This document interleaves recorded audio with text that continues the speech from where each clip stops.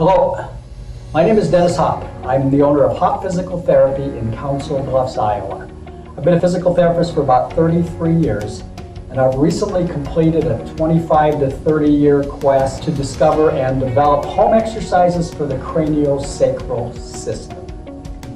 Now, this might be kind of long, so I semi-apologize for that, but there's a lot of details to get through. So maybe you can watch it in pieces, maybe wait till you have a few more minutes. You can come back to it later. But I think the whole thing will be interesting to you, and at the end of it, I'll give you some reasons why this is important to you. When we get to the exercises, I'll explain why you might want to take a hard look at them. If you know about the craniosacral system, your interest should already be piqued. But in the meantime, I'll provide a quick tutorial of the cranial system, and then we'll discuss 3 good reasons why you might want to be interested. Okay, deep within the spine, within the spinal column and the skull. So inside of the skull and inside of the spinal column, the vertebrae stack up on top of each other, and this rod here would be kind of where the spinal column goes all the way through. So deep inside the skull and the spinal column lives what's called the dural tube.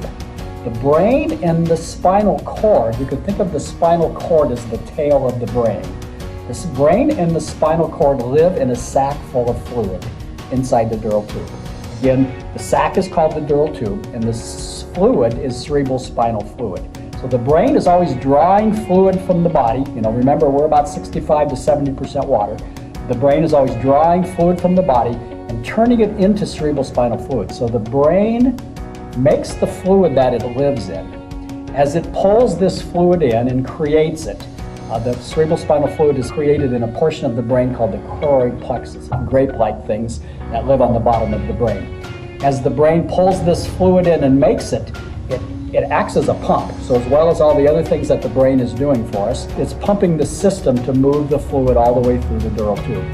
So the dural tube is continuous all the way down to the bottom of the spinal cord. 6 to 12 times a minute, the brain widens and narrows to move this fluid. As the dural tube slides, it has the tendency to move the skeleton. That's an important concept. The dural tube is firmly attached to the skeleton in several places. It's attached to the skeleton on the front of the sacrum. It's attached to the skeleton at the bottom of the occipital area, at the top of the cervical spine. It's attached laterally at the temporal bones, and it's attached in the front of us in an area called the cribriform plate. So as the dural tube slides hydraulically, the skeleton moves. So 6 to 12 times a minute in all of us, our skeleton is moving through space. So why is this moving skeleton important? I'm glad you asked that question. This repeatable pattern has been going on quietly, and it's kind of below the level of our conscious perception. Fairly similar to the heartbeat. So we all know what the heart does. It's a powerful pump that moves blood throughout the body. But we don't really regularly think about it. Every now and then we do, and if we run, we can sense that it goes faster. It's a changeable rhythm, but it's kind of always operating all the time, and it's obviously very important for that to be happening. This craniosacral system is operating the same way. So very quietly, below the level of our conscious perception, 6 to 12 times a minute, our skeleton is expanding and contracting, flexing and extending, widening and narrowing. So our exercises are going to teach us to make this unconscious process into a conscious process. So we have this pattern that's being repeated all the time. It's been repeating from our birth and perhaps before, all the way to our demise. And in a healthy person, it's a very vibrant, long-moving system. As we age, as we get into injury process and disease processes, sometimes it gets kind of quieted down, it gets depressed a little bit, the movement, but this movement is always there. We're going to try to make, with these exercises, we're going to try to make this unconscious process into a conscious process. We're going to make a passive system into an active system. So we have 3 good reasons why this is important to do that. This rhythm that we'll talk about, it can help you in countless ways. And let's just list 3. All right, so number 1, this is your movement. This is your pattern. When you walk, when you talk, when you move, when you swing a golf club, when you pick up boxes, whatever it is you're doing in life, you would like to do this action at your own rhythm. So we're already using this rhythm regularly throughout our life. If you go walking with someone, one of you has to slow down, one of you has to speed up. But you would prefer walking at your own rhythm. This is innate to us. We're just not aware that we're being influenced so dramatically all the time by our cranial rhythm.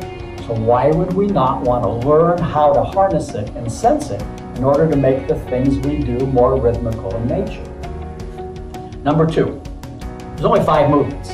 So we're going to consciously move the body in such a way to mimic the movements that are already happening, and then we're going to learn to capture them and expand upon them. There's only 5 movements.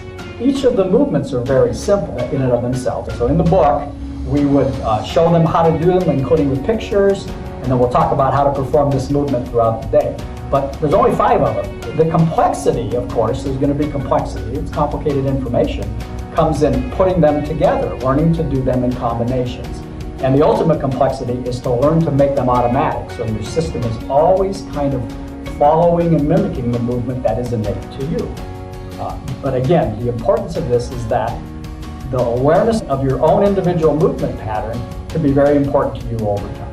These are lifetime exercises, subtly growing in power and frequency as you continue to attend to them. So if you're a manual therapist, I spend my entire day as a manual therapist in the physical therapy clinic that I own. I'm always putting my hands on people and trying to affect a positive change in their body. And there's a number of therapies out there, such as myofascial release, craniosacral therapy, simple contact. There's others as well too, reflex type of movements, where you learn to use the movement of your patient to influence what it is you're doing therapeutically. If you're engaged in that kind of behavior, if that's what you do for a living, then these exercises should be for you. In fact, I designed them originally for this audience. If you have an injured body part, if you have something on your system that you're trying to get better, these exercises will help. This is a particular importance in the lumbosacral region, so I think there's a very powerful component of learning how to move your body correctly by using these movement patterns, and that will help you figure out how to make your body heal. So if you have an injured body part you're working with, these exercises are for you. If you're an athlete, these exercises are for you. I'm not a great athlete, of course, but I use these exercises deliberately on the basketball court, on the tennis court, on the golf course. They will make your sport better. I don't know what sport it is that you do, but I know that these exercises will help. So you'll learn to move your body rhythmically through space in sequence, and then you plug that movement pattern into the sport that you're doing. If you're a musician, if you're an artist, would not better rhythmical process be valuable? These exercises will slowly but surely will teach you how to be a little bit more upright, a little bit more balanced, a little bit more fluid, a little bit more neurally connected, a little bit more neurally organized. Number 3, the power of the present tense. The Zen folks have been telling us for decades, centuries, forever it seems, be in the present moment, live here now. Present moment is all we have.